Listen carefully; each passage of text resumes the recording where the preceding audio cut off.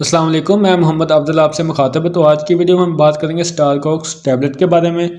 स्टारकॉक्स tablet किस चीज़ के लिए इस्तेमाल की जाती है, इसका तरीका इस्तेमाल क्या है, इसके क्या क्या बेनिफिट और क्या क्या साइड इफेक्ट है, तो ये सारी इन्फॉर्मेशन जानेंगे इस वीडियो में। तो वीडियो शुरू करने से पहले आप सबसे गुजारिश है कि जिसने अभी तक मेरे चैनल सब्सक्राइब नहीं किया जल्दी से मेरे चैनल सब्सक्राइब कर लें और बेल आइकन के बटन को प्रेस कर लें ताकि आने तमाम मेडिसिन के रिलेटेड वीडियो आप तक बर वक्त पहुँचती रहें।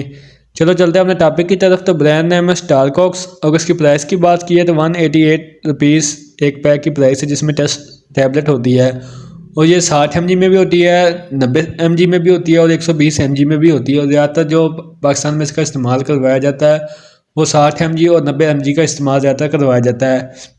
अगर इसकी फार्मा की बात किया तो गैट्स की फार्मा इसे तैयार करती है जो कि एक मल्टीनेशनल फार्मा और बहुत ही अच्छी रिजल्ट से मेडिसिन प्रोवाइड करती है। तो बात करते हैं ये दोस्तों non steroid anti inflammatory drug है, यानी ये स्टीरॉयड दवा नहीं है लेकिन दर्द और सोजिश को ख़त्म करने के लिए इसका इस्तेमाल करवाया जाता है। तो सबसे पहले नंबर पे जो हम इसका इस्तेमाल करवाते हैं वो है गैंटिया में अक्सर जोड़ों में दर्द और सोजिश होना शुरू हो जाती है, चलने फिरने में दुश्वारी होना स्टार्ट हो जाती है, तो इसमें इसका इस्तेमाल करवाया जाता है। इसके अलावा ऑस्टियोथायराइड्स में इसका इस्तेमाल करवाया जाता है जिसमें अक्सर जोड़ कमज़ोर होना शुरू हो जाते हैं, हड्डियां आपस में टकराना शुरू हो जाती हैं, हड्डियां कमज़ोर होना शुरू हो जाती है जिसकी वजह से शदीद दर्द और सोजिश होना स्टार्ट हो जाती है, जिसकी वजह से मूवमेंट करने में तकलीफ़ होती है, हरकत करने में तकलीफ़ होती है। तो इस वजह से इसका इस्तेमाल करवाया जाता है मरीज़ों को। इसके अलावा गाउट में होता क्या है, यूरिक एसिड की ज़्यादती की वजह से आपके जोड़ कमज़ोर होना स्टार्ट हो जाते हैं, जोड़ों में स्वेलिंग होना स्टार्ट हो जाती है, मूवमेंट करने वक्त बहुत तकलीफ़ होना शुरू हो जाती है, आपसे चला फिरा नहीं जाता, जोड़ों में दर्द रहना शुरू हो जाती है, स्वेलिंग होना शुरू हो जाती है, आपके पैरों पे स्वेलिंग होना शुरू हो जाती है, हाथों पे स्वेलिंग शुरू हो जाती है, तो जिसकी वजह से आपको चलने फिरने काम करने में दुश्वारी पैदा होती है। तो इसमें भी इसका इस्तेमाल करवाया जाता है।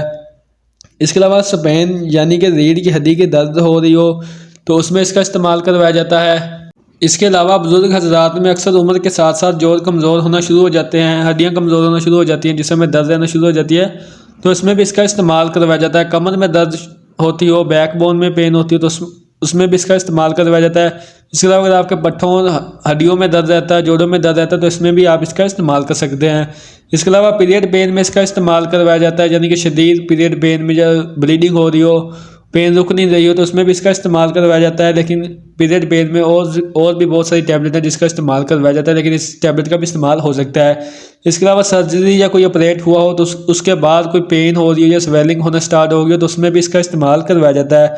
इसके अलावा डेंटल सर्जरी में भी इसका इस्तेमाल करवाया जाता है। उसके बाद जब स्वेलिंग होना शुरू हो जाती है या पेन होना शुरू हो जाती है तो उस पेन और स्वेलिंग को कम करने के लिए भी इसका इस्तेमाल करवाया जाता है।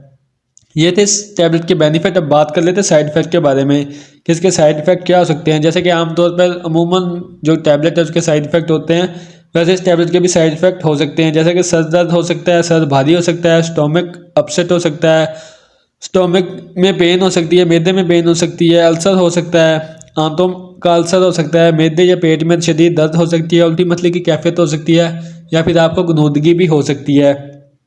अब बात करते हैं इसकी डोजेज के बारे में। तो सबसे पहले हामला ख़वातीन या फिर ऐसी माँ जो कि बच्चों को दूध पिलाते हैं या फिर ऐसे पेशेंट जिन्हें दिल का मसला हो, मैदे का मसला हो, गुर्दे का मसला हो या फिर आंतों का अल्सर हो, ऐसे पेशेंट में इसका इस्तेमाल नहीं करवाया जाता। या फिर ऐसे बच्चे जिनकी उम्र 18 साल से कम हो या फिर ऐसे पेशेंट जिन्हें अस्थमा यानी कि सांस का मसला हो, सांस की नालियों में कोई इन्फेक्शन हो या सांस लेने में दुश्वारी पैदा हो, ऐसे पेशेंटों में इसका इस्तेमाल डॉक्टर की हिदायत के मुताबिक करना है। वैसे अमूमी तौर पर इसकी जो डोजेज है वो आपकी बॉडी, आपके वेट और आपकी उम्र के लिहाज से इस टैबलेट का इस्तेमाल हो सकता है। लेकिन आमतौर पर जो इस टैबलेट का इस्तेमाल अगर 60 mg की बात की तो दिन में एक टैबलेट का इस्तेमाल कर सकते हैं।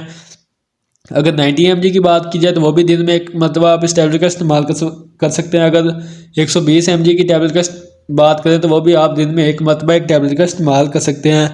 आप इसे खाना खाने के बाद भी ले सकते हैं और पहले भी ले सकते हैं, लेकिन आपने कोशिश करनी है कि इसे खाना खाने के बाद लें, क्योंकि अगर आप खाना खाने से पहले लें या खाली पेट लें तो आपके पेट में दर्द हो सकती है। तो आपने कोशिश करनी है कि आप इस टैबलेट का इस्तेमाल खाना खाने के बाद एक गिलास पानी के साथ आप इस टैबलेट का इस्तेमाल ले सकते हैं। ये थी आज की वीडियो। उम्मीद करता हूँ मेरी आज की वीडियो आपको पसंद आई होगी। वीडियो पसंद आए तो वीडियो को लाइक करें, शेयर करें और मेरे चैनल को सब्सक्राइब करना ना भूलेगा। इसके साथ आप मुझे इजाज़त दें। इंशाल्लाह मिलेंगे एक नेक्स्ट वीडियो के साथ। तब तक के लिए अल्लाह निगहबान।